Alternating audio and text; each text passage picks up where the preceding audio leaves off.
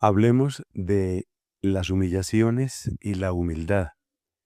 Esta es una pregunta que una amiga muy querida me ha planteado y de hecho la pregunta venía en este sentido: si la humillación lleva siempre a la humildad.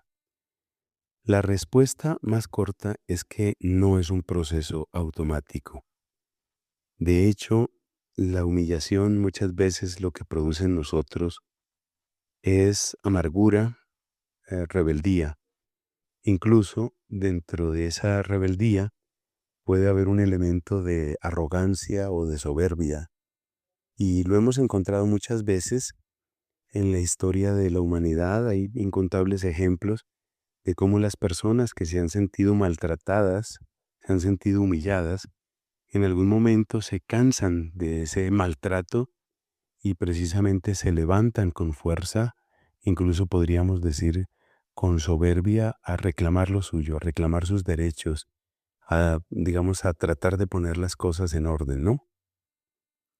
Así que no es un proceso automático. De hecho, es un proceso bastante complejo, bastante complejo. Vamos con la ayuda del Señor a explorar un poco qué es lo que sucede en torno a la humillación y vamos a comentar un poco en qué circunstancias, de qué manera la humillación puede ser una puerta hacia la humildad. Empecemos por qué es una humillación. Pues una humillación es un trato, una manera de tratar una persona a otra o un grupo humano a otro, una manera de tratar en la cual se comete al mismo tiempo una injusticia y un rechazo. Por consiguiente, lo que genera la humillación en sí misma es dolor, es desconcierto y muchas veces, como ya mencioné, rabia, indignación. Los dos componentes fundamentales de la humillación parecen ser esos que he dicho: una injusticia y un rechazo. Una injusticia, ¿por qué? Porque no se reconoce la dignidad de alguien, porque no se reconocen los derechos de alguien, porque no se reconocen las posibilidades o los talentos o el momento que está viviendo la persona. La humillación siempre parte de una especie de desconocimiento, es como un desconocimiento voluntario de lo que vale la otra persona, de lo que puede aportar la otra persona, de las circunstancias que está viviendo la otra persona. Por eso está ese elemento de injusticia. Pero además hay un rechazo, porque la humillación normalmente está conectada con una sordera, también una sordera voluntaria. No me interesa lo que tú digas, tú vales poco. No me interesa lo que tú digas porque tú no entiendes nada. No me interesa lo que tú digas porque tu palabra está contaminada de ignorancia, de impureza o de cualquier otro tipo de prejuicio.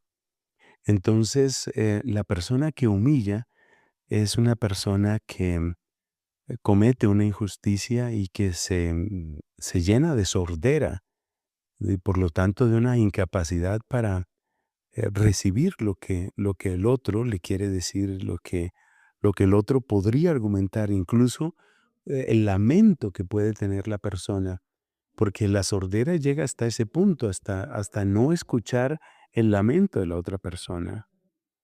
Por eso la humillación o la persona que humilla es una persona que en su sordera se vuelve insensible, no le interesa, no le duele, no conecta emocionalmente con el sufrimiento que incluso le está causando.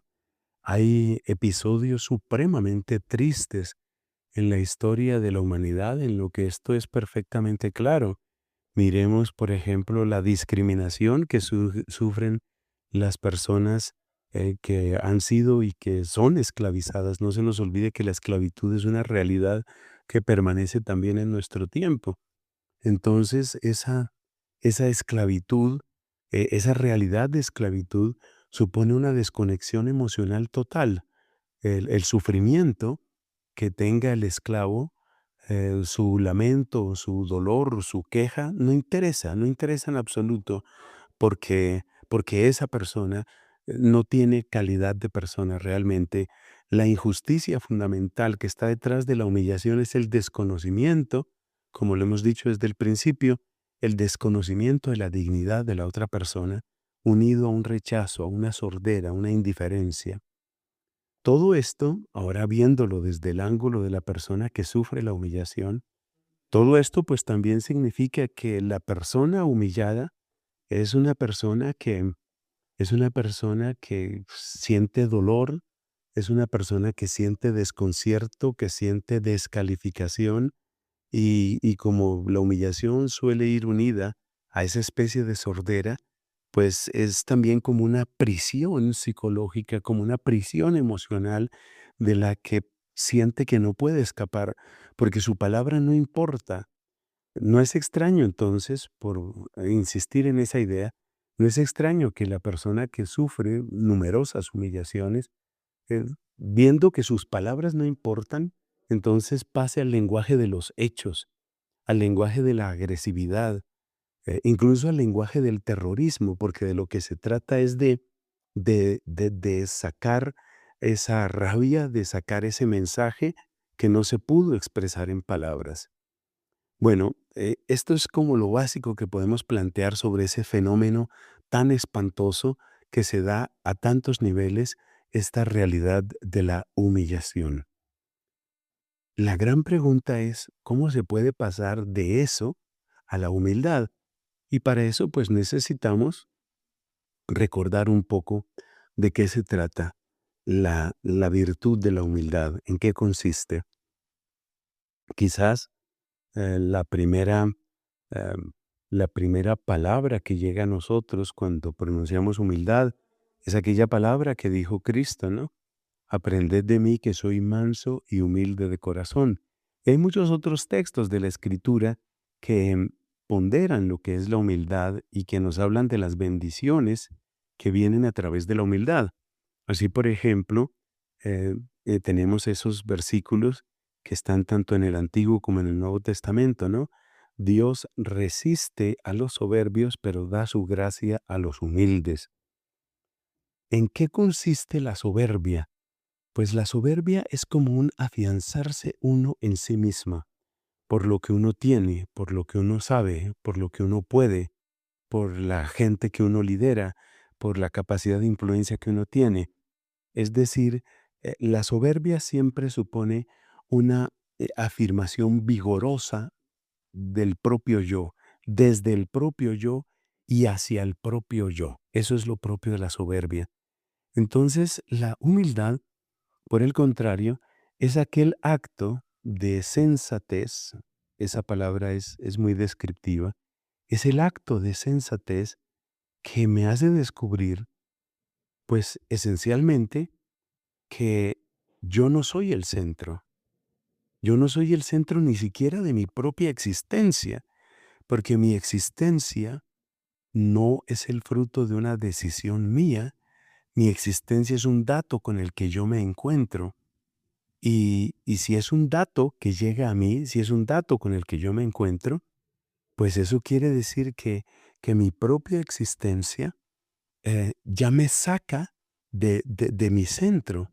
Yo, desde que tomo conciencia de existir, estoy referido a algo más, estoy referido al universo, estoy referido a la realidad y estoy referido a la base última, a la fuente última de toda realidad, que desde el punto de vista filosófico y mucho más para el creyente, no es otra cosa que el creador. Dios creador, es Dios creador.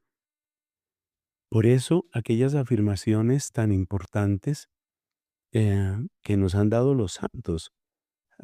Para destacar aquí muy en particular la frase tan conocida, tan sabia de Teresa de Jesús cuando dice, la humildad es la verdad. La humildad es la verdad.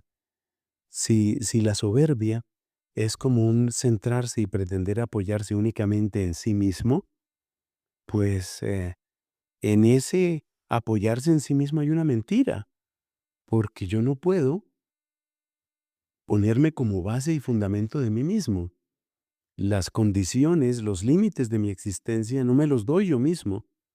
Por ejemplo, si yo digo quisiera medir 4 metros de altura o si yo digo quisiera saltar de una montaña y volar, yo no puedo eso. Es decir, hay límites absolutos de mi existencia, límites absolutos de mi esencia, para ser más precisos, límites absolutos que yo no me los he puesto. Entonces, la soberbia siempre tiene un grado de irrealidad, un grado de mentira, un grado de falsedad.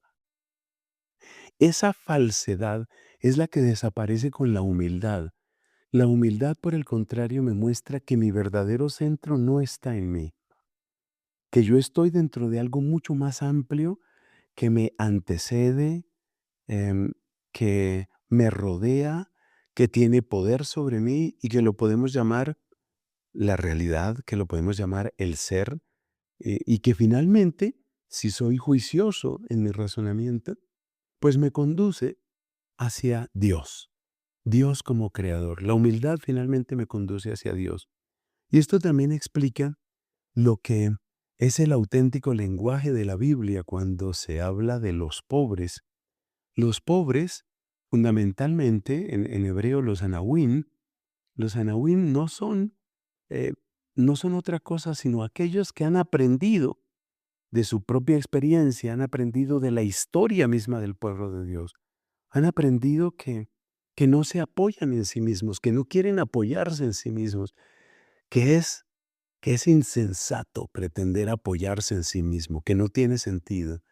Entonces, los anahuim de la Biblia finalmente coinciden con este sentido de la auténtica humildad, este sentido de la auténtica percepción de la realidad como es y la percepción de Dios como único fundamento de la propia vida.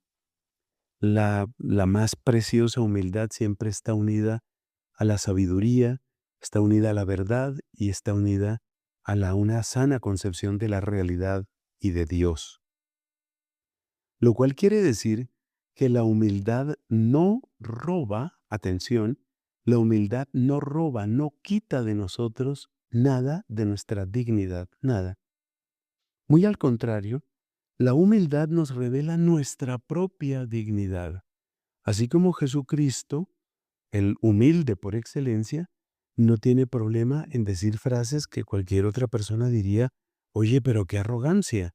Cristo dice frases como, por ejemplo, eh, yo siempre hago la voluntad del Padre. Otra frase de Cristo, ¿quién de ustedes podría acusarme de algún pecado? O esta otra frase de Cristo, yo soy rey, para eso he venido al mundo. O esta otra frase de Cristo ya resucitado, me ha sido dado todo poder en el cielo y en la tierra. Y así tantas otras, el que me ha visto a mí ha visto al Padre. Todas esas frases de Cristo pues reflejan la perfecta conciencia que Él tiene de su infinita dignidad. Dignidad que por supuesto es de ser humano, pero dignidad que es dignidad de Dios mismo y de la majestad de Dios, ¿no? Entonces, la humildad no riñe con la dignidad. Esto debe quedarnos muy claro. La dignidad, la humildad, perdón, no riñe con la dignidad. La humildad nunca es negar la propia dignidad. La humildad nunca es un eclipse en el conocimiento de lo que yo realmente tengo y soy y lo que yo valgo. Nunca es eso. Pero la humildad nos preserva de las múltiples tentaciones que podemos tener, tentaciones de la soberbia en las cuales, tentaciones según las cuales pretendemos apoyarnos en algo que tenemos o en algo que somos para decir que esa es nuestra fuerza y que ahí es donde ahí es donde está nuestro valer. Bueno, hemos hablado hasta ahora de la humillación, que tiene esa característica de injusticia y de rechazo y por lo tanto de sordera. Y hemos hablado también de la humildad como apertura profundísima a la verdad del ser, a la verdad de la creación y finalmente a la verdad de nuestra relación más íntima, más profunda con Dios mismo. Eso es lo que hemos hecho hasta este punto. Ahora, pues nos falta, con la ayuda del Espíritu Santo, nos falta ver ¿Qué relaciones se pueden dar entre una cosa y otra? La humillación niega mi dignidad. En ese sentido, la humillación pretende imponer una mentira en mi vida. Qué importante destacar eso. La humillación pretende imponer una mentira en mi vida. ¿Por qué? Porque el desconocimiento de mi dignidad, de mis derechos, de mis capacidades, talentos, etcétera, es una negación de lo que yo soy. Y por eso la humillación es una pretensión de imponer una mentira. Esa mentira que se hace presente en el caso de la humillación, una mentira avasalladora, una mentira hiriente, una mentira dolorosa, cruel, por supuesto que de suyo es incompatible con la humildad, porque la humildad se sitúa en el terreno de la verdad, mientras que la humillación se sitúa en el terreno de la mentira. ¿Puede haber entonces un camino que nos lleve de la humillación a la humildad? Pues nos damos cuenta que de suyo, de por sí, la humillación nos lleva a la humildad. Porque la humillación, lo repito una vez más, es una imposición de la mentira. Es un modo de imponer mentira. No tiene, por consiguiente, una relación directa, una relación, llamémosla automática, lógica, que uno pueda, por la que uno pueda transitar de la humillación hacia la humildad. Así como no hay una transición lógica que lo lleve a uno de la mentira hacia la verdad. Si una persona, por ejemplo, está encargada de la contabilidad de una empresa y da unas cifras falsas, no hay un camino directo, lógico, que lleve de esas cifras falsas a la cifra correcta, las cifras verdaderas. No hay un camino que lleve de la mentira a la verdad.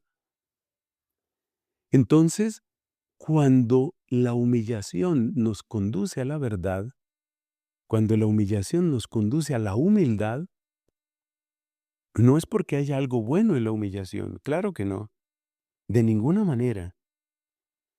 Lo que sí puede suceder es que la humillación, que proviene obviamente de un acto de soberbia y que es un acto agresivo, la humillación sí puede chocar con nuestras propias mentiras.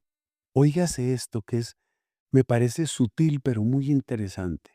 Es decir, la soberbia de la persona que me humilla no me conduce a la humildad, porque la mentira no me conduce a la verdad.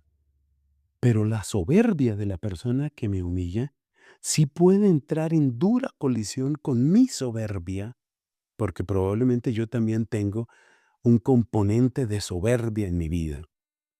Y esa colisión entre la soberbia exterior y la soberbia propia, esa colisión es la que de una manera accidental, indirecta, no querida por la persona que me humilla, puede ayudar a que yo llegue a la humildad.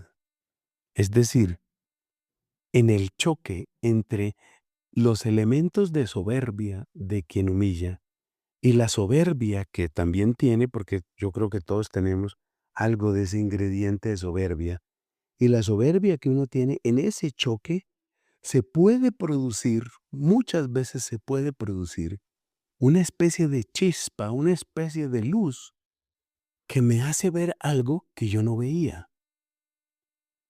Esto se nota muy particularmente con preguntas como las siguientes. ¿Por qué esto me ofende? ¿Qué es exactamente lo que me duele? Yo recuerdo haber escuchado a un psicólogo hace ya un buen tiempo, en el que él hacía esas preguntas, preguntaba en el auditorio, ¿por qué nos ofende lo que nos ofende? Por ejemplo, supongamos que una persona, que es el ejemplo que siempre doy cuando hablo de esto, supongamos que una persona me dice, Nelson, No sé cómo tienes la cara dura de presentarte en este lugar después de haber robado al Banco de la República. Si una persona me dice semejante tontería, semejante exabrupto, ¿yo me siento ofendido? Creo que no. Creo que yo pensaría que es una afirmación ridícula, estrambótica, absurda, que proviene de una persona loca o qué sé yo. Pero eso no me produce propiamente una ofensa. Entonces, la pregunta de aquel psicólogo es una pregunta muy interesante. ¿Por qué? ¿Por qué algo me ofende? ¿Cuáles son las cosas que me ofenden? Entonces, la persona humillada, la persona que sufre la humillación, no por virtud de la sola humillación, sino más bien de un modo accidental por ese choque de soberbias, es decir, la soberbia de quien me ofende y la soberbia pequeña o grande que yo tenga, en ese choque surgen chispas que se pueden convertir en luces, chispas como por ejemplo lo que queda claro con esa pregunta, ¿por qué me ofende lo que me ofende? Sabiendo que no es cierto lo que la persona me está diciendo, porque claramente en una humillación siempre hay elementos que son completamente falsos. Pero por qué esos elementos me ofenden? ¿Qué es lo que hace que algunas frases, que algunas expresiones, que algunas actitudes resulten ofensivas? Y uno se da cuenta que nos resultan ofensivas aquellas frases que tienen que ver con una expectativa. Por ejemplo, si mi amigo me dice, oye, deja de robar en tu empresa. El hecho de que mi amigo, que es una persona cercana a mí, tenga ese concepto de mí, es decir, el hecho de que yo tengo una expectativa diferente con respecto a mi amigo, pues eso me produce dolor, o sea, porque esta persona tiene ese concepto. Veamos otro ejemplo de ofensa. Si una persona se refiere a algo que es muy importante para mí, algo que yo deseo con todo mi corazón, y se burla o me dice que soy incapaz de conseguir esa meta, ese propósito, pues eso indudablemente trae un dolor y trae una ofensa. Supongamos una persona que quiere ser escritor y está pues haciendo su mejor esfuerzo, trata de publicar algunos libros, qué sé yo, cuentos, novelas, y alguien se burla de ese sueño, se burla de ese proyecto o descalifica globalmente lo que está haciendo esa persona. Eso duele, porque es una meta. Y esta persona quisiera encontrar indudablemente apoyo para lograr esa meta, quisiera lograr apoyo para conseguir eso que está soñando, que está deseando. Y si analizamos más profundamente, nos damos cuenta que como la expectativa de esa persona es recibir apoyo para su sueño, para esa meta que se ha propuesto, entonces cuando le descalifican, cuando le maltratan con respecto a esa meta, con respecto a ese sueño, pues la persona se siente ofendida. Si alguno le dice, por ejemplo, mira tú, escritorzuelo de pacotilla, eso le puede doler muchísimo porque ahí tiene su sueño, porque ahí tiene su anhelo, porque es algo que realmente quiere. Entonces observemos que realmente lo que termina ofendiéndonos, que de alguna manera es una mentira, porque toda humillación supone una forma de mentira, porque es una forma de injusticia, lo que nos ofende no es la simple mentira. Lo que nos ofende es que esa mentira lastima nuestras expectativas, el apoyo que quisiéramos recibir, el concepto que quisiéramos que ciertas personas tuvieran de nosotros. Es decir, son nuestras expectativas las que, eh, por decirlo de alguna manera, se revientan, se estallan frente a una humillación. ¿Qué pasaría?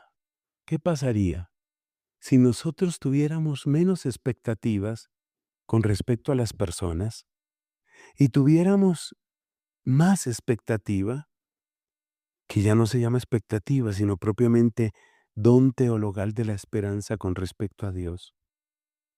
¿Qué pasa cuando las expectativas que tenemos con las personas, el apoyo que quisiéramos, am, el concepto que quisiéramos que tuvieran de nosotros, qué pasa cuando esas expectativas empiezan a caer por las distintas humillaciones, por los distintos embates de la injusticia, de la burla, de la ironía? ¿Qué pasa cuando empiezan a caer esas expectativas? Pues pueden pasar 2 cosas. Una es que uno se llene de amargura y de arrogancia y de rebeldía y de ira. Y lo otro que puede pasar es que uno va como comprendiendo por una parte que había puesto demasiada expectativa en la gente, que había puesto demasiada esperanza en simples seres humanos, en ese amigo que yo creí que tenía un mejor concepto de mí o que me iba a apoyar, o en ese colega que yo pensé que era mejor persona conmigo y que iba a ser como un aliado de mis sueños.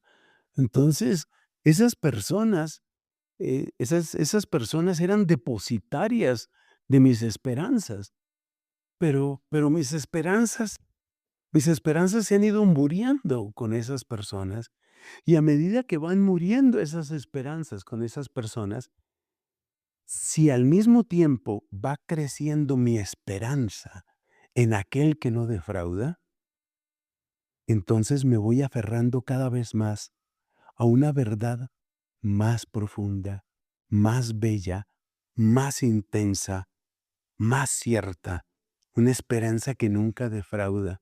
Y voy entrando cada vez más en el terreno de la auténtica humildad. Resumiendo, la humillación no conduce a la humildad. De por sí no conduce. Pero en la medida en que la humillación estalla contra mi soberbia y contra mis expectativas demasiado mundanas, demasiado apoyadas en seres de este mundo, a medida que eso va sucediendo, entonces, pues yo voy poco a poco retirando mi confianza y mis expectativas de las personas, incluyendo el confiar demasiado uno en sí mismo. Voy retirando mi confianza de todo ello y voy apoyándome cada vez más en la verdad que no muere, apoyándome cada vez más en la roca, apoyándome cada vez más en la auténtica humildad. Y de esa manera, aunque la humillación no lleva de suyo a la humildad, de una manera accidental y por un proceso que pasa por la sabiduría, por una sana introspección, por una búsqueda intensa de la verdad y por una confianza mayor en Dios, la humillación de esa manera puede servir como de causa accidental de crecimiento en la humildad. Ahí es donde la humillación puede llevar a la humildad. Y en ese sentido, lo que iba a ser una desgracia, termina siendo un regalo, termina siendo una bendición para nosotros. Gracias, gracias por esa pregunta tan profunda, tan bella, y gracias a todos por llegar hasta este punto, escuchando esta reflexión sobre la humillación y la humildad, sobre la mentira y la verdad. Soy Fray Nelson Medina, que Dios nos bendiga a todos.